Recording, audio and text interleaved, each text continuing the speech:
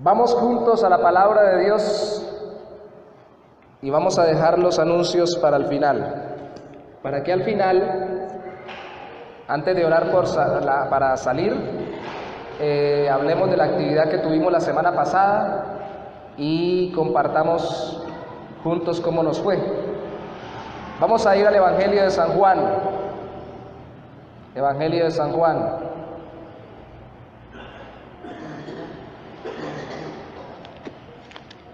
Capítulo 15. Inicialmente versículos 1 al 3.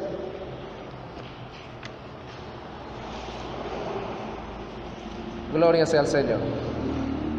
Evangelio de San Juan, capítulo 15, versículos 1 al 3. Dice así la palabra del Señor: Yo soy la vid verdadera y mi Padre es el labrador. Todo pámpano que en mí no lleva fruto, lo quitará. Y todo aquel que lleva fruto, lo limpiará, para que lleve más fruto.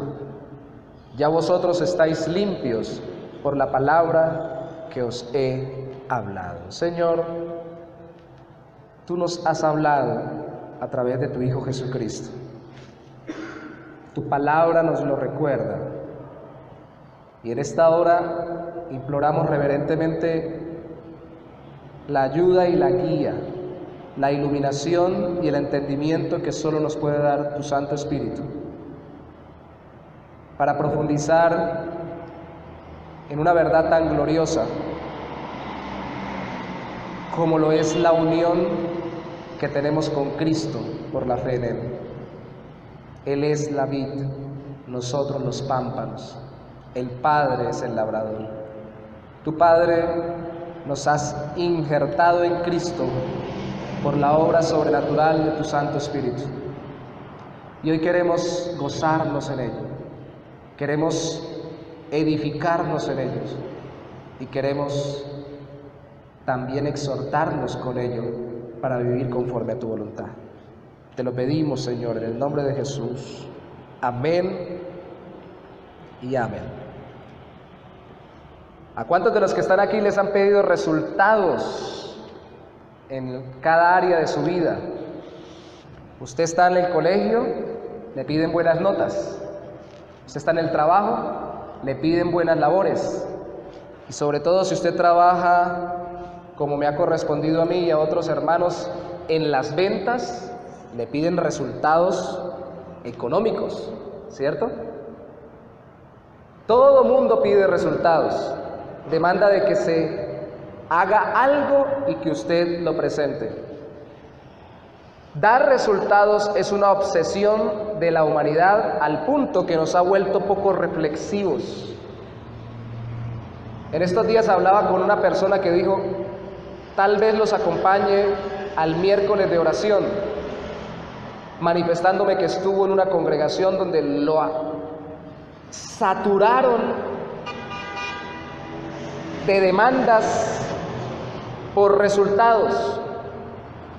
Se enfermó y cuando ya no pudo producir los mismos resultados, llevando las mismas personas que llevaba la congregación, entonces le pidieron: entregue su ministerio, ya no lo necesitamos.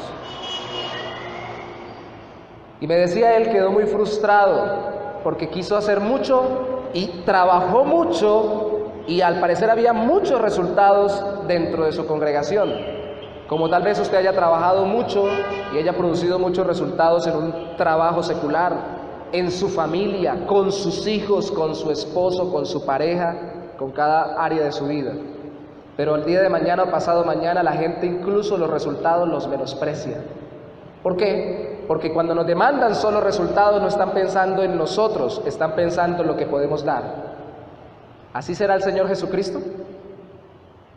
¿Será que cuando el Señor Jesucristo dice que si no producimos fruto, nosotros somos las ramas o los pámpanos en esta parábola y somos cortados? Lo que está diciendo: si no me dan resultados, los saco de mi congregación. ¿Cristo es un resultadista? ¿Un pragmático que sencillamente si usted no hace lo que Él dice, la cabeza le va a rodar por el piso? ¿El Señor solamente está detrás de que usted lo obedezca ciegamente? ¿Por qué Cristo pide resultados? ¿Realmente pide resultados acá? ¿Pide frutos? ¿Qué es lo que pide en este texto? Mis hermanos, lamentablemente muchos interpretamos según nuestras propias convicciones actuales que lo que Cristo hace es demandar: produzca fruto, produzca fruto, produzca fruto, produzca fruto. Sí, sí, Señor, fruto, fruto, fruto. Y la mayoría de las veces en las iglesias cristianas interpretamos que el fruto es solamente traer más personas a la iglesia. ¿Es eso lo que dice el texto? ¿Es eso lo que enseña realmente? Léalo de nuevo conmigo. Yo soy la vid verdadera y mi Padre es el labrador. Solamente a través de la unión real y viva con Cristo por la obra del Espíritu Santo es que Dios produce resultados abundantes y permanentes en una vida. ¿Por qué dice el texto que Cristo es la vid verdadera? ¿Qué es la vid? ¿Cuántos conocen aquí el racimo de uvas o la planta de uvas? ¿Han visto una planta de uva? ¿Han comido uvas, hermano? ¿Sí? ¿Por qué es tan importante la uva? ¿Por qué Cristo es la planta de uvas verdadera? ¿Hay una falsa? Si Él es la vid verdadera, ¿hay una vid que no es la verdadera? Lo primero que tenemos que recordar es que Dios Padre, de acuerdo al capítulo 15, versículo 1, es el labrador. No pierda Juan 15, vaya a Salmo 88.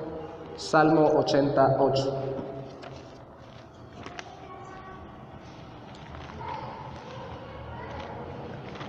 Salmo capítulo 80, verso 8.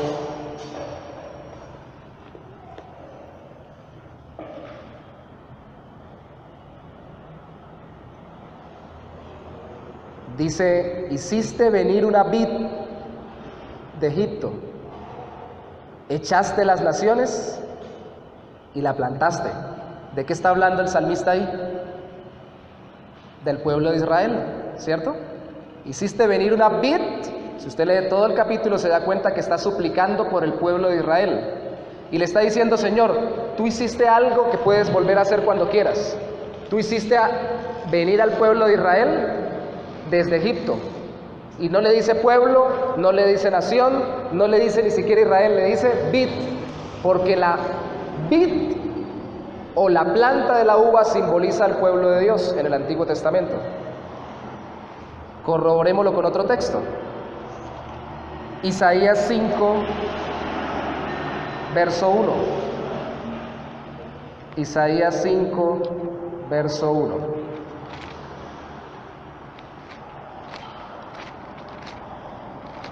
Isaías capítulo 5,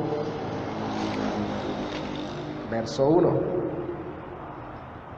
Ahora pues cantaré por mi amado, dice el profeta, por mi amado, que el amado es Dios, el cantar de su amado a su viña.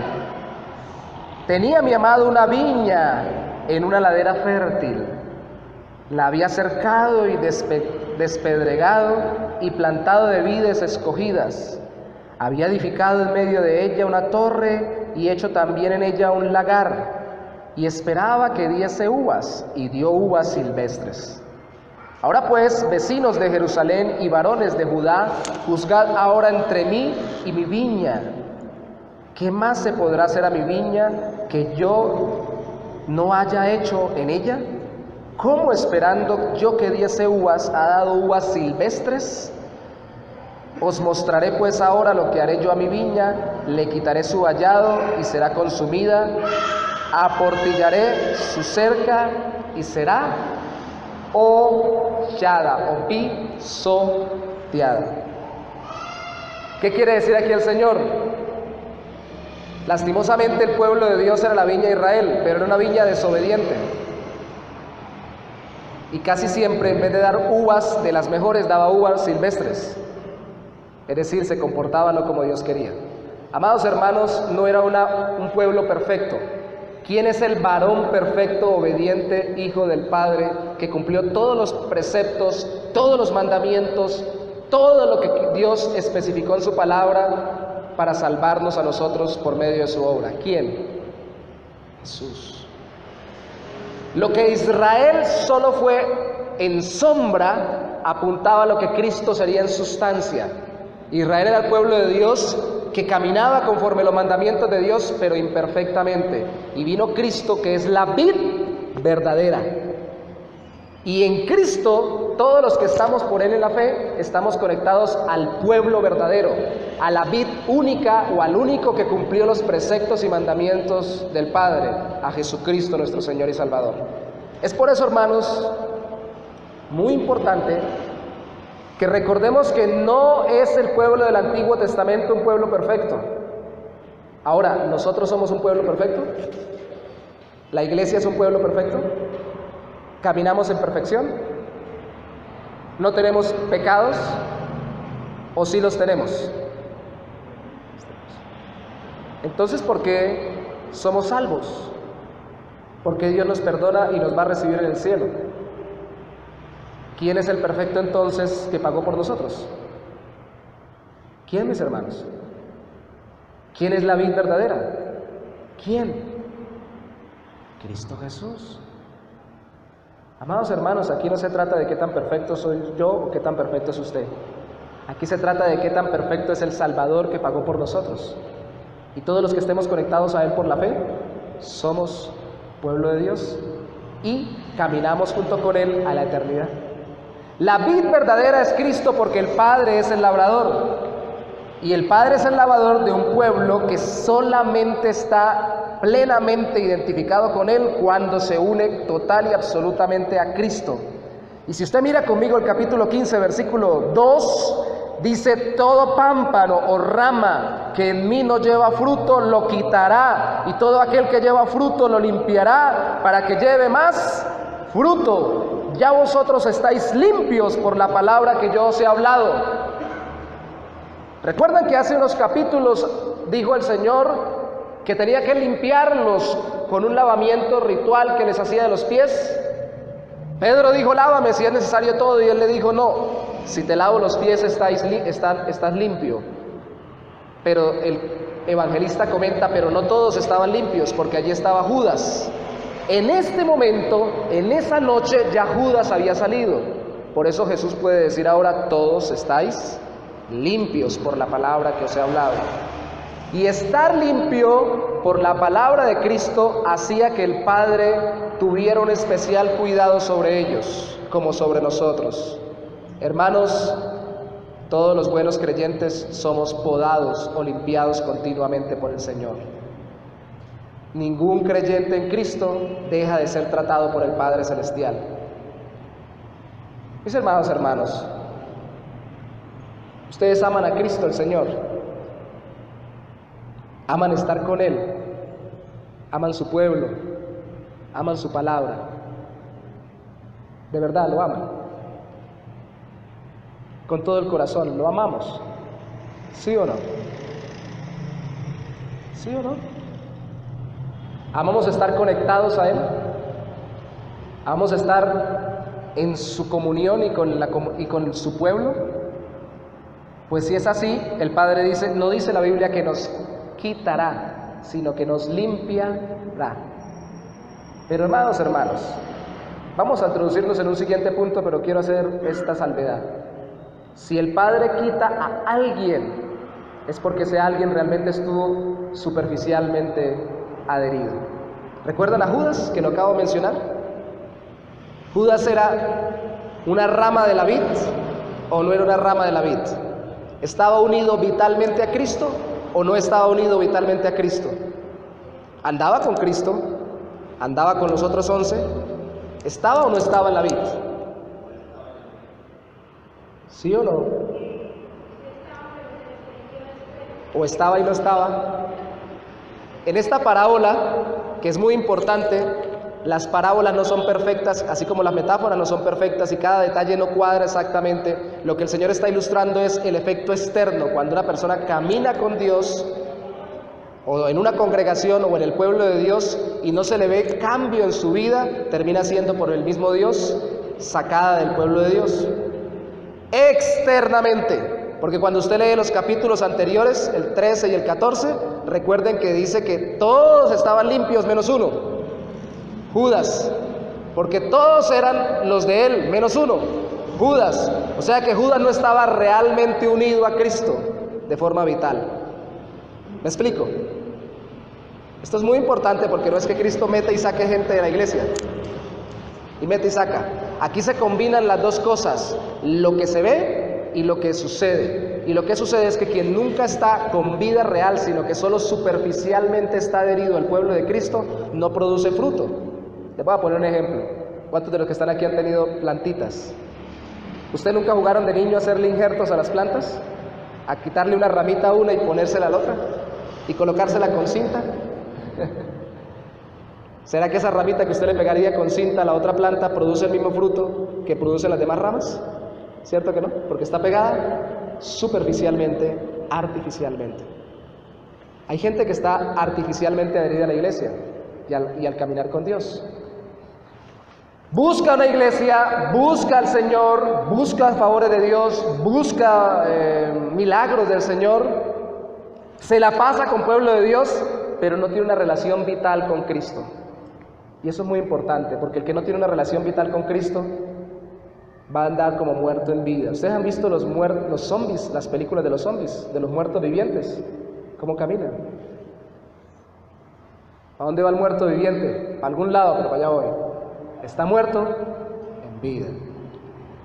Así son las personas que supuestamente son creyentes y no tienen una unión vital con Cristo. Al final el Padre las corta. Los que la tenemos, sí nos limpia por su palabra y por las circunstancias, pero para producir más fruto. Versículo 4, permaneced en mí y yo en vosotros, como el pámpano no puede llevar fruto por sí mismo, si no permanece en la vid, así tampoco vosotros, si no permanecéis en mí. ¿Se dan cuenta, mis hermanos? ¿Se dan cuenta? ¿Qué tanto tiene que esforzarse una rama para producir frutos? Naturalmente. ¿Qué tiene que hacer una rama para producir frutos? Díganme. ¿Qué tiene que hacer? Decir voy a producir fruto, voy a producir fruto, voy a producir fruto. ¿Qué tiene que hacer? Respuesta bíblica y natural. Estar conectada al palo. Eso es todo. La savia que viene de la planta le transmite la capacidad de producir fruto. Si ustedes se dan cuenta, el mandamiento de Cristo aquí no es produzcan frutos. ¿Cuál es el mandamiento aquí? Léalo conmigo de nuevo, versículo 4. ¿Cuál es el mandamiento? Permaneced en mí. Ese es el mandamiento. Y yo en vosotros, como el pámpano no puede llevar fruto por sí mismo si no permanece en la vid, así tampoco si no permanecéis en mí. No le dice, busque cómo cambia su corazón, mire cómo transforma su manera de hablar, mire cómo transforma su manera de actuar, mire cómo cambia su vida, sus finanzas, sus relaciones personales. Transfórmese y esfuércese mucho por cambiarse. ¿Cuál es el mandato aquí? El mandato es, permanezcan en mí. No se desapeguen de mí, porque si están en mí y yo en ustedes, yo les hago producir fruto de forma natural. ¿Usted no se ha dado cuenta tanta gente que lidia cuando llega a las iglesias, escucha la palabra de Dios con una determinada conducta, forma de hablar, forma de comportarse, forma de relacionarse y hasta de mirar y de ser? Y dice, yo no soy capaz de cambiarme, yo no sé qué puedo hacer para transformarme. La respuesta bíblica es, permanezca en Cristo, apéguese más a Él. Voy a ponerles un ejemplo. Hermanos, yo estoy unido a mi esposa por el matrimonio. ¿Cuántos saben quién es mi esposa? La han visto ustedes, ¿cierto? Y el matrimonio me da la capacidad de decir, yo no tengo otra esposa sino mi esposa. Yo no estoy apegado o unido por el vínculo matrimonial sino con ella. Y nadie más. Yo puedo ser un hombre muy fiel, no tengo más mujeres. Yo puedo ser un hombre muy fiel, ni siquiera pienso en otras mujeres. Pero ¿será que es lo mismo que yo esté unido legalmente con ella a que yo profundice mi relación con ella? ¿Es lo mismo o no es lo mismo? ¿Cierto que no? Paso por la calle y me dicen, ay, allá va su esposo. Ah, sí, déjelo, él es mi esposo. ¿Hace cuánto? No nos hablamos hace un mes, pero él es mi esposo. Él me es fiel, yo le soy fiel y nos queremos mucho. Y nadie se mete con él y nadie se mete conmigo porque somos esposos. Así pareciera que fuéramos a veces los creyentes. Yo me entregué a Cristo, yo le pedí perdón, yo me arrepentí de mis pecados y ya él sabe que soy de él y punto. De ahí para adelante yo miro a ver cómo hago las cosas por mí mismo. Yo solo hago las cosas. Yo decido, yo pienso, yo hago, yo realizo. Ya Cristo sabe que soy de él y punto. ¿Será que eso es lo que quiere el Señor? La profundización de la relación con Cristo me hace producir más abundantemente frutos. Mire cómo es el fruto, versículo 4. El fruto dice, versículo 5, perdón, dice, yo soy la vid, vosotros los pámpanos, el que permanece en mí, yo en él, este lleva ¿cuánto fruto? ¿Mucho o poquito? Hermanos, no están en la Biblia, capítulo 15, versículo 5. ¿Cuánto fruto llevan? ¿Mucho? Pero si lo dicen así como mucho, como eso, así como sin ganas. ¿Mucho o poco, hermanos? Mucho, hermano, póngale ánimo al asunto. Mucho fruto. A ver, hermanos, porque definitivamente producir fruto en Cristo y producir abundante fruto en Cristo es reflejo de qué tanto amo yo a Cristo, y ya lo vamos a ver. Mucho. Además, ¿cómo es el fruto? Versículo 8. En esto es glorificado mi Padre, en que llevéis mucho fruto y seáis así mis discípulos. Ese mucho fruto glorifica al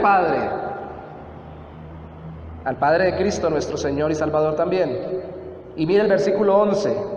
Estas cosas os he hablado para que mi gozo esté en vosotros y vuestro gozo sea cumplido. Hermanos, la gente se detiene a pensar, los estudiosos han mirado en qué consiste el fruto que Cristo habla acá. ¿Consiste en números de personas trayéndolas al Evangelio? ¿Consiste en una forma de hablar o de ser? La Biblia lo que establece es que si estamos conectados con Cristo, consiste en que Cristo viva a través de nosotros. Y la primera característica que pone allí, vuelvo y la repito, versículo 11 es: estas cosas os he hablado para que en mi gozo esté en vosotros y vuestro gozo sea cumplido. Hermanos, ¿qué les alegra a ustedes? Por eso le dije ahorita, dígalo con ganas. Yo tengo el gozo de Cristo. Aleluya. Tengo un gozo del que yo quería. Y cantamos el coro. Ese será el gozo del Señor. Hermanos, lo que nos alegra y lo que nos enoja son cosas que muestran mucho en dónde está nuestro corazón. Y el gozo es una alegría permanente en medio de las circunstancias. Y yo estoy convencido, porque está dentro del contexto, que la primera parte del fruto que produce la vida de Cristo en nosotros se llama gozo. Tanto que David, cuando cayó en pecado, en el capítulo 51 de los Salmos, y oró a Dios por ese pecado que cometió, adulterando y mandando a matar al esposo de la mujer con la que adulteró, y cuando fue confrontado y se arrepintió, una de las cosas que le dijo al Señor: vuélveme el gozo de tu salvación. Él no le dijo: no me huele la cabeza.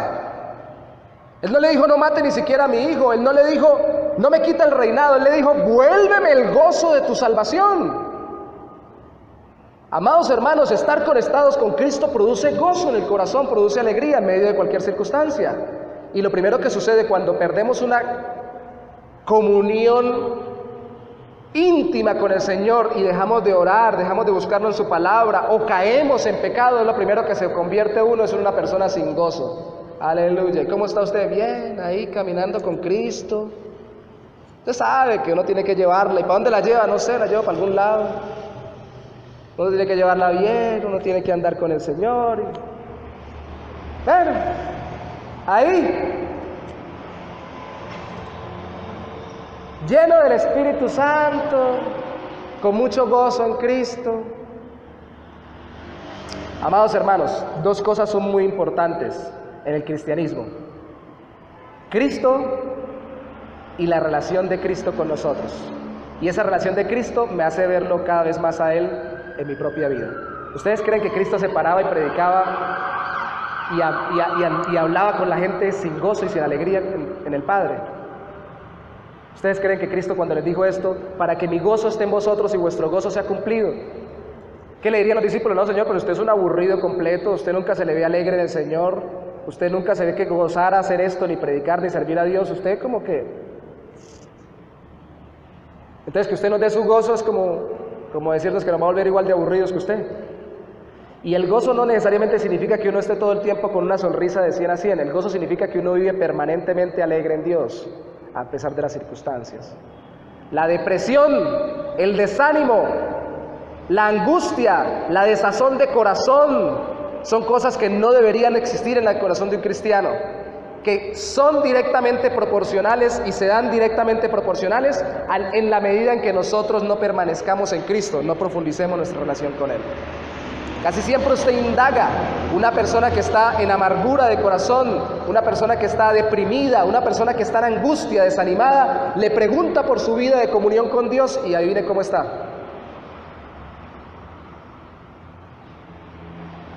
Pues yo no sé, yo ya le dije al Señor que Él sabe qué problema tengo, sabe cómo estoy del corazón, Él ya sabe. Entonces yo ya no le volví a orar por eso, ni he vuelto a leer su palabra. ¿Para qué? Si estoy desanimada, desanimado, desalentado, desalentada, angustiado, angustiada. Pacho remalas. Todo me va mal. Hermanos, hay que cuestionarnos, porque yo estoy convencido que el gozo es un fruto, y no estoy convencido, lo dice la palabra de Dios, es un fruto de la obra de Cristo en nuestras vidas. Pero después mire el versículo 12 conmigo: este es mi mandamiento, que os améis unos a otros como yo os he amado.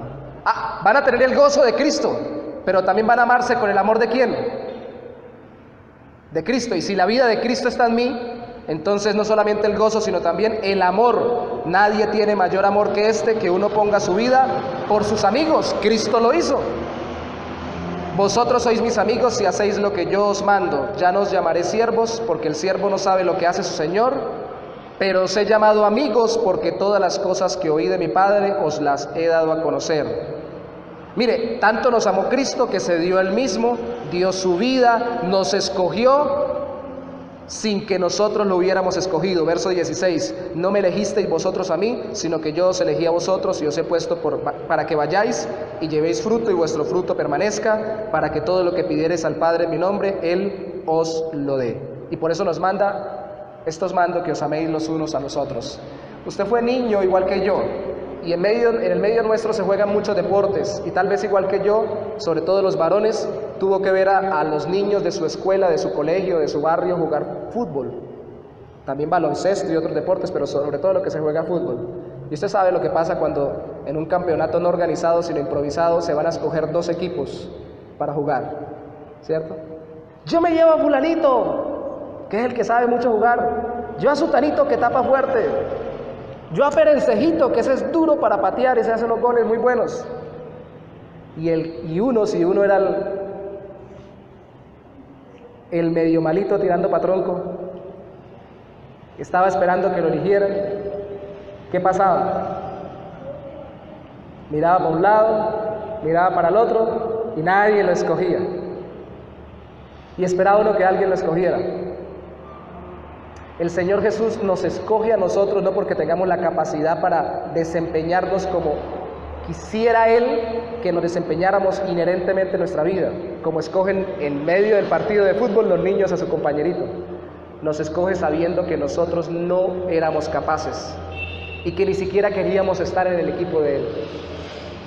Y nos llama y nos dice: yo vine voluntariamente y ese es mi amor.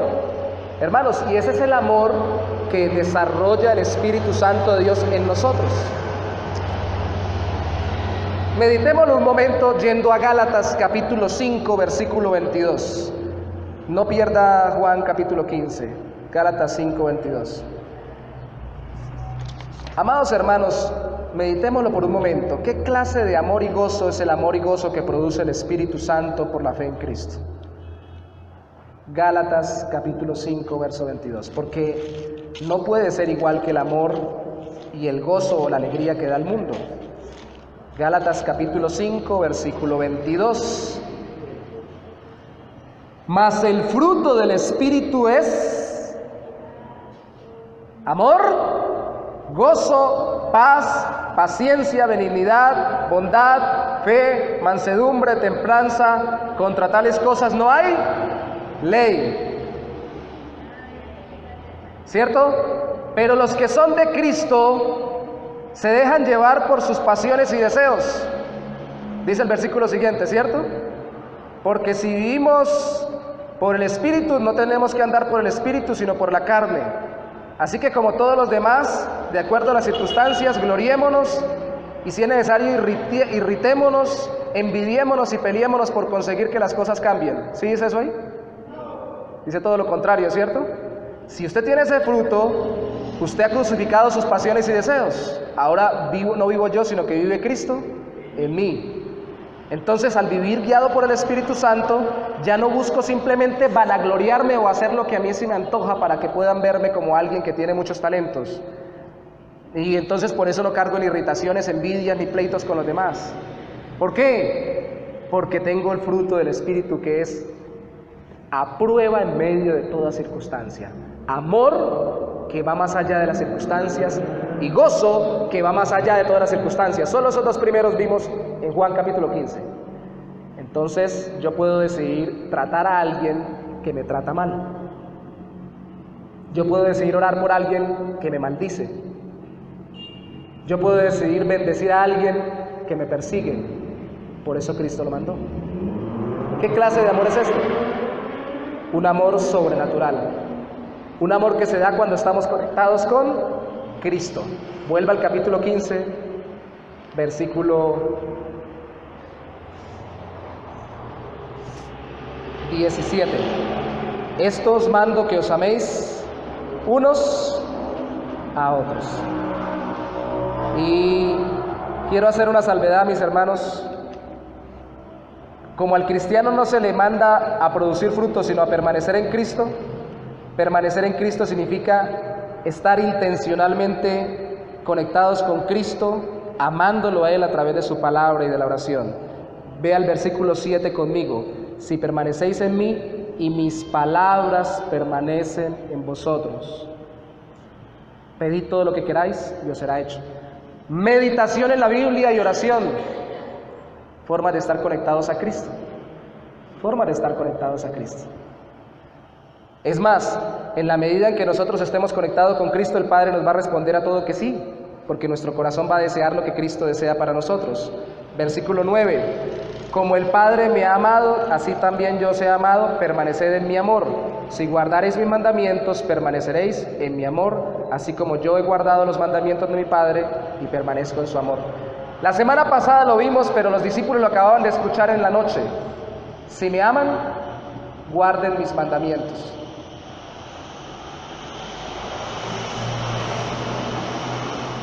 ¿En qué momento en la iglesia se nos infiltró el concepto de que obedecer es distinto a amar? Que alguien que nos ama no nos da órdenes o no nos demanda cosas. Eso es del mundo, hermanos. Alguien que ama no me corrige. Alguien que me ama no me corrige. Alguien que me ama no me pide algo que sabe que yo debo hacer. Alguien que me ama no me dice qué debo realizar, sobre todo si está sobre mí en autoridad. Es por eso que en nuestras propias casas, y lo hablo porque yo tengo 3 hijos, a veces nuestros propios hijos responden: ¿usted no me quiere? ¿Porque me está mandando a hacer tal cosa? Eso no es de la Biblia, ¿o sí? Si me amas, guarda mis mandamientos. No está diciendo, si quieres que te ame, guarda mis mandamientos. No, no me des obediencia para que yo te dé amor. Dame obediencia porque yo te amo. Es lo que está diciendo Cristo. Y en la medida que tú me busques en la palabra y en oración, te vas a sentir más amado por mí y me vas a poder obedecer mucho más.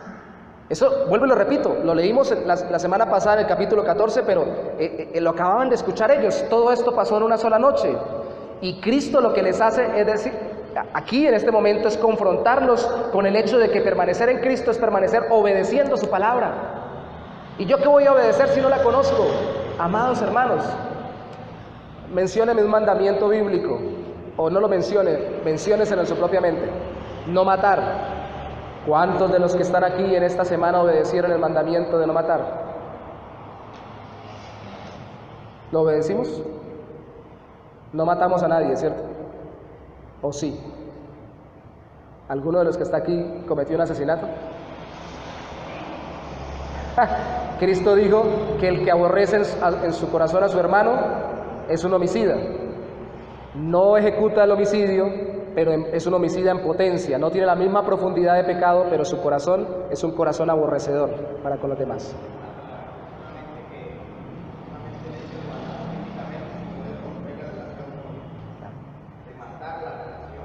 Claro, pero también en el corazón. Ahora, adulterar. ¿Cuántos de los que están aquí dejaron su mujer esta semana o su marido esta semana y se fueron con otra pareja y establecieron una relación con otra pareja? Espero que ninguno. Si no, hay que pasar dentro de un momento, me dejan el nombre, lo apuntamos y hablamos por consejería.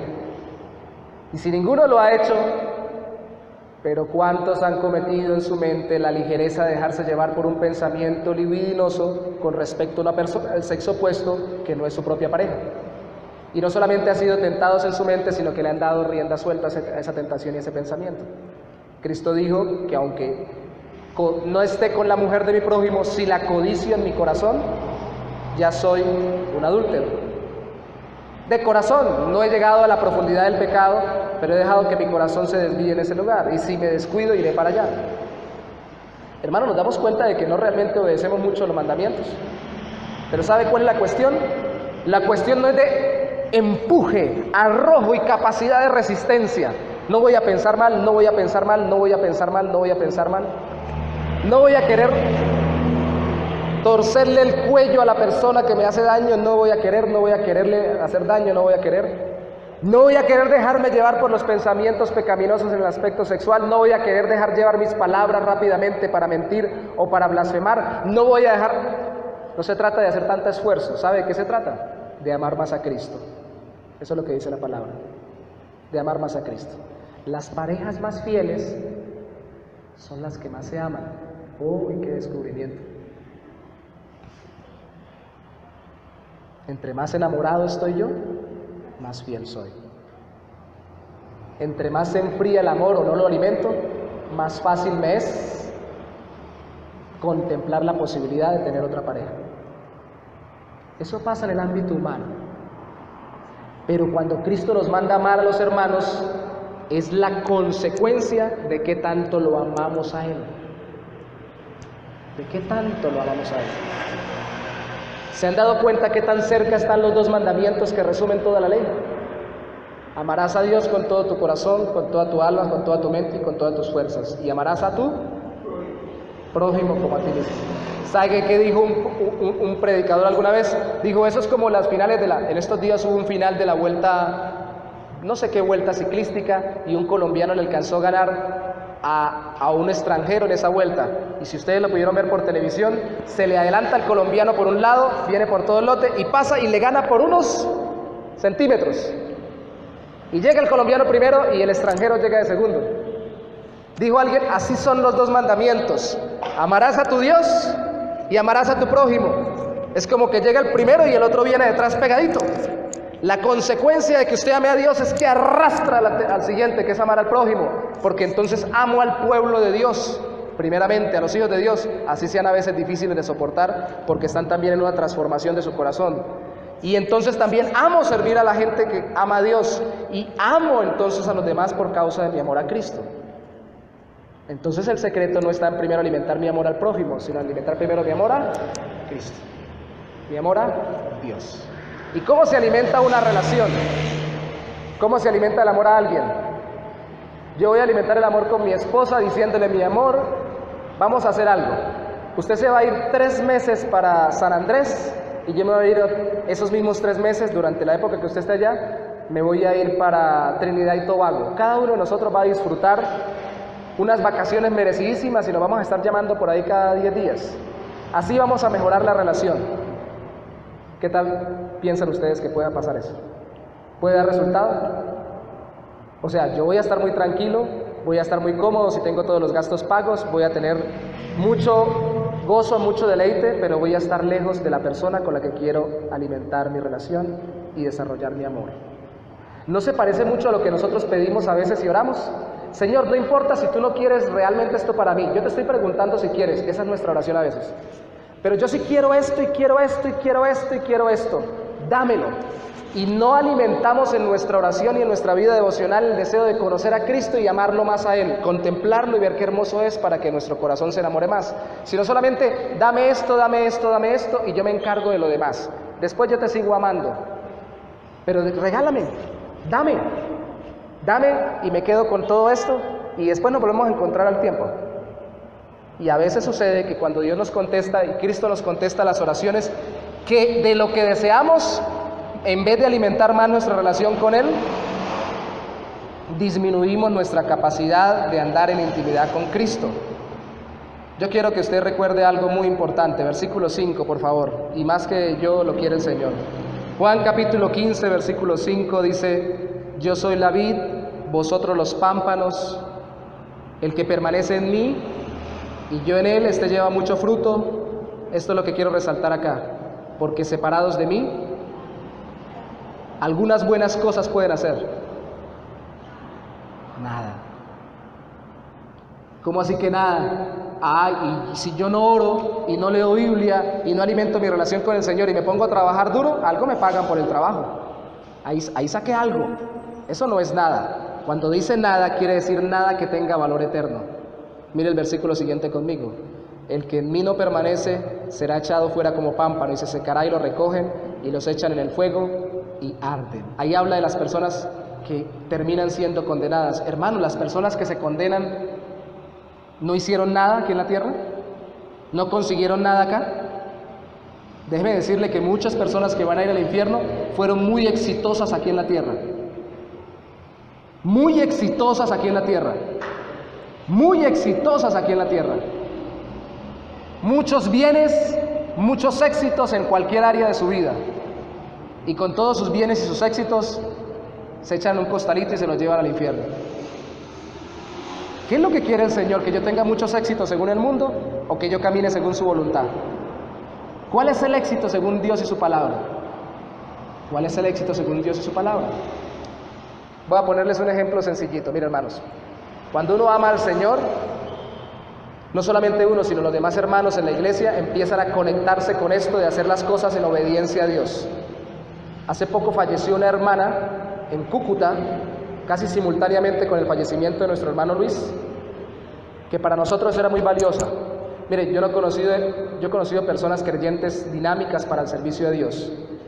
Falleció de 68 años, era muy activa, muy dinámica en servir, en colaborar, en asistir y en apoyar, físicamente, en oración y en economía y todo lo demás. Cuando nos fuimos a venir, tuvimos que ubicar a las personas que estaban ahí en la misión que estábamos iniciando en una iglesia de sana doctrina. ¿Y sabe dónde las ubicamos?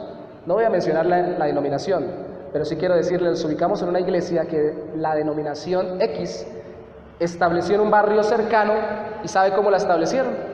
Hermanos que ya eran creyentes maduros en la fe, de otros barrios, se trasladaron a pagar arriendo en ese sector donde se iba a plantar la iglesia. Los líderes de la iglesia y hermanos maduros que ni siquiera iban a ser líderes. No estoy hablando ni siquiera del pastor, estoy hablando de los hermanos de la iglesia. Sus planes y sus proyectos fueron modificados de acuerdo a la voluntad del Señor y de acuerdo a lo que Dios quería establecer en ese sector. Aquí en nuestra congregación ha venido gente y todavía tenemos personas que vienen de muy lejos para congregarse con nosotros. Y nuestra oración ha sido de que sean personas cercanas para que estén más cómodas para venir acá, pero a veces la comodidad es contraproducente a nuestro propio corazón. Porque entonces nuestro amor no se desarrolla en la medida en que no tenemos demandas para mostrar que amamos más a Cristo. ¿Cierto? Volvemos al ejemplo de la pareja. Él la está conquistando, él le dice cosas, él le abre la puerta, el carro, él se pone a un lado cuando ella va a pasar para que ella pase, él le abre la puerta de la casa, él le tiende tapete si es necesario para que continúe caminando y no se empolve los pies. Cuando ya la ha conquistado por lo general, ¿qué sucede? Se enamoraron, se casaron, pase, va a abrir, ábrala, va a abrir la puerta, ábrala. ¿Por qué deja de alimentar esos detalles y por qué deja de tener esos sacrificios pequeños por su pareja? Porque deja de profundizar en la relación con la persona para amarla cada vez más.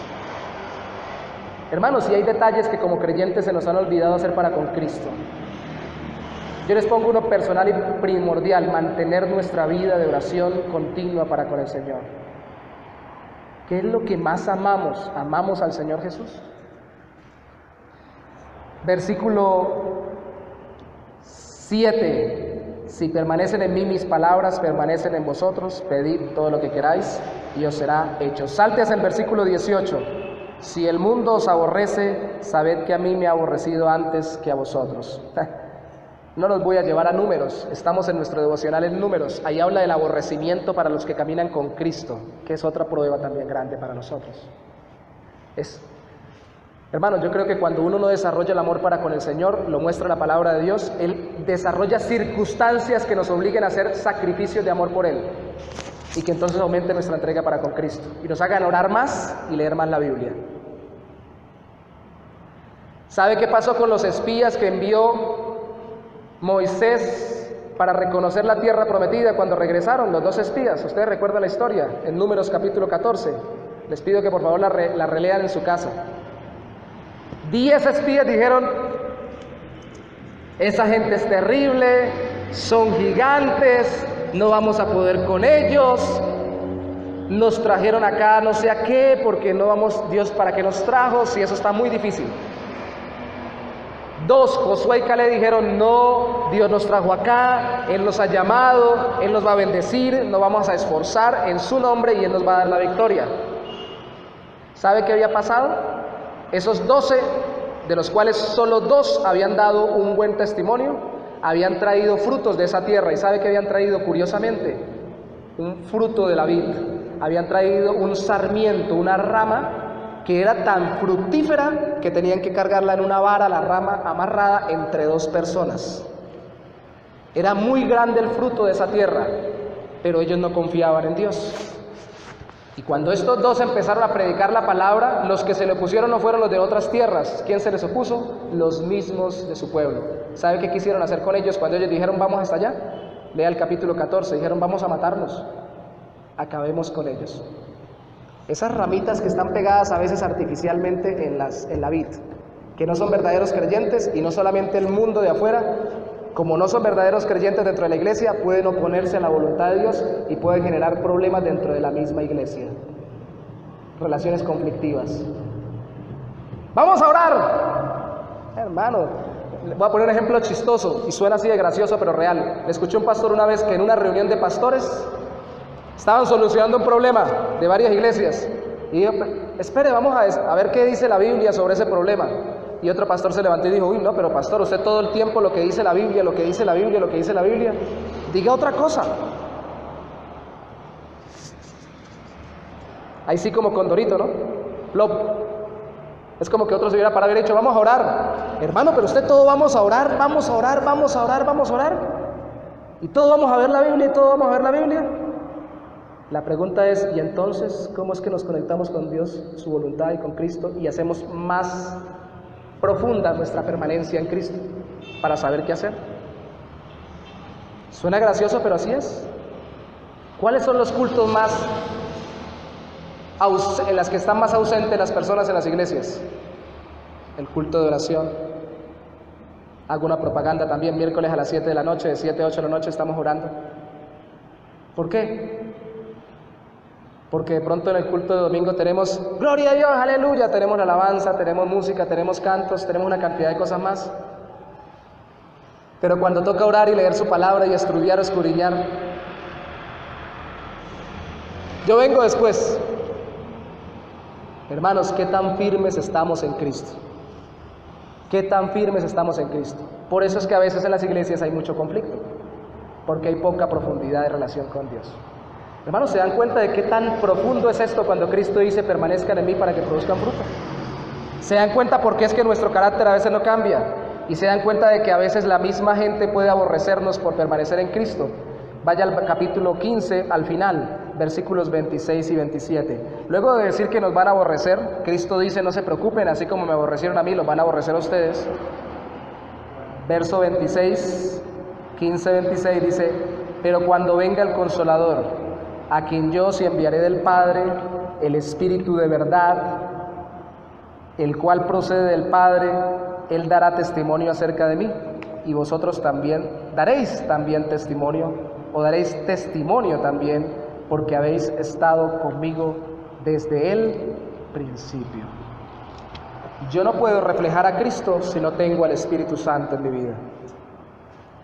Los apóstoles no pudieron dar testimonio de Cristo si no tenían al Espíritu Santo en sus vidas. Nadie puede permanecer en medio de un mundo que lo aborrece si no tiene el Espíritu Santo en sus vidas. ¿Sabe que yo quisiera a veces, y estoy tentado a orarle al Señor porque nos mande un poquito de persecución? A ver si nos volvemos más fieles al Señor y profundizamos más nuestra relación con Él. Porque casi siempre los creyentes, cuando estamos en mayor dificultad, es cuando más oramos y más sinceramente lo hacemos buscando al Señor y más profundamente lo buscamos en su palabra. Pero Dios está diciéndonos acá a través del Señor Jesucristo, si tienen al Espíritu Santo, pueden dar testimonio de mí, así los persigan, pueden estar conectados conmigo, pueden producir frutos de amor y gozo, pueden producirlos abundantemente y pueden vivir para la gloria de mi Padre. Si recuerdan que lejos de mí nada pueden hacer, nada que sea de valor eterno. Cierro con una ilustración que me gustó mucho del internet esta semana. Una niña minusválida, parapléjica, no puede caminar. Un profesor en la Argentina, donde estudia esta niña, le dio por hacer algo que grabaron en un video y lo publicaron mucho por las redes sociales en esta semana. Ella no podía participar en los bailes que hacían en el salón porque era minusválida. ¿Sabe qué hizo este hombre? Que me parte el corazón nada más de ver el video. Se amarró a la niña con unas botas o cinta especial en las piernitas, en cada pierna de él, y le amarró como una especie de canguro debajo de los bracitos, porque él es alto, y él se puso, lo conectó con unas tirantas a su cuello, y él la tenía ella ahí prensada. Ella no puede hacer eso, él sí lo puede hacer, y él fue el que bailó por ella junto con todos los demás niños. Y ella tenía lo que a nosotros nos falta a veces, un gozo, contentísima, consciente de que ella no lo puede hacer, pero alegre de poder participar junto con todos los demás. Y cuando usted ve el video se da cuenta que ella en la coreografía no cae en cuenta de que no son sus pies los que se mueven solos, sino que los mueven los pies del profesor. Ella simplemente se sabe moverse de un lado para otro y se sabe participando de la coreografía y se ríe como ninguno, más que los demás niños, y mueve sus bracitos mejor que los demás. Es consciente de que depende total y absolutamente de ese profesor, pero se goza totalmente de lo que está haciendo, como si fueran sus propios pies los que se estuvieran moviendo. Hermanos, ojalá nos sintiéramos minusválidos para hacer cualquier cosa, sobre todo decisiones importantes en nuestra vida, pero cualquier cosa sin profundizar en nuestra relación con Cristo.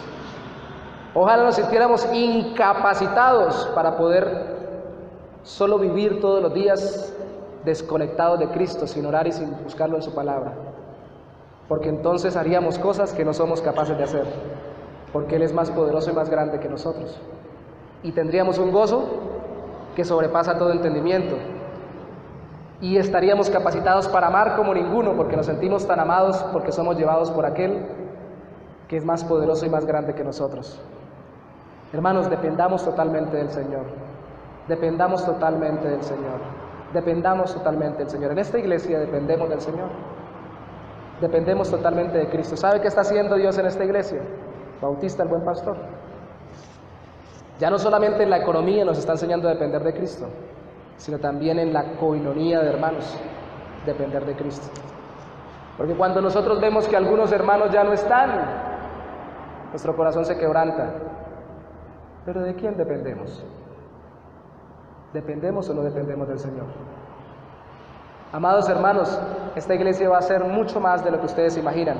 Pero ¿qué tanto como iglesia hemos orado?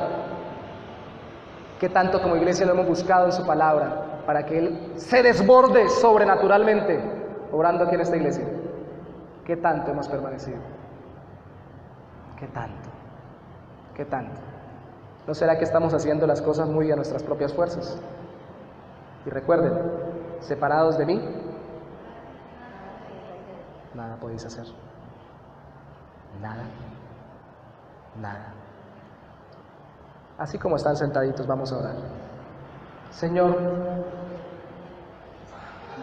ayúdanos a recordar que somos paralíticos espirituales si no es por la obra de tu Espíritu Santo en nuestras vidas. Tú enviaste al Consolador, el Espíritu de verdad, para que estuviéramos capacitados de dar testimonio de Cristo, pero primero para que conociéramos a Cristo. Y no podemos, Señor, movernos, no podemos dar testimonio de Cristo en nuestra vida, en nuestro carácter, y luego con nuestra predicación, en todas las áreas de nuestra vida, si no es porque tú obres en nosotros. Señor, cuánto nos hace falta recordar las oraciones bíblicas donde se habla de que somos pobres, desdichados, sin ventura, si no estamos sostenidos, provistos, guardados por ti, mi Rey. Ayúdanos, Señor, a confiar y a depender totalmente de ti. Ayúdanos porque hoy cada uno de los que estamos aquí presentes queremos ver cambios en nuestro propio corazón, que no hemos visto porque nos hemos enfocado en trabajar en nuestras propias fuerzas. Ayúdanos porque los que estamos hoy aquí en esta iglesia también hemos podido ver cómo no se dan los resultados de nuestras ilusiones para con nuestros familiares, para con nuestra propia iglesia, porque lo hacemos en nuestras propias fuerzas. Y también hemos visto, Señor, cómo no se dan resultados porque sencillamente lo queremos hacer a nuestro propio antojo y no dirigidos por ti. Ayúdanos, oh Santo Señor, hoy. Ayúdanos, oh Rey, hoy. Ayúdanos, Señor, para poder vivir dependiendo total y absolutamente de ti. Te lo pedimos, mi Rey. En el nombre precioso de Jesús.